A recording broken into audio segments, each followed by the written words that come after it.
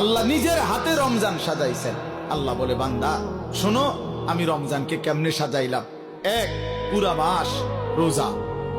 2, প্রতিদিন ইফতার। 3, প্রতিদিন সাহারি। 4, প্রতিদিন 20 রাকাত তারাবি। 5, শেষ দশকে এতেকাফ। 6, শেষ দশকের বেজর রাত্রিতে শবে কদর। এরপরে 7, একটা নফল একটা ফরজের সমান। 8, একটা ফরজ 70টা ফরজের সমান। 9, প্রথম দশক রহমত। 10, মাঝখানের দশক মাগফিরাত। 11, শেষ দশক জাহান্নাম থেকে মুক্তি। আল্লাহ বলেন, জান্নাতের দরজা খুলে দিলাম, জাহান্নামের দরজা বন্ধ করে দিলাম, সমস্ত শয়তানগুলোকে শেকলে বন্দী করে দিলাম, চারিদিক দিয়া গোলাইয়া সব গুছাইয়া বান্দা রাস্তা কেবল একটাই খোলা।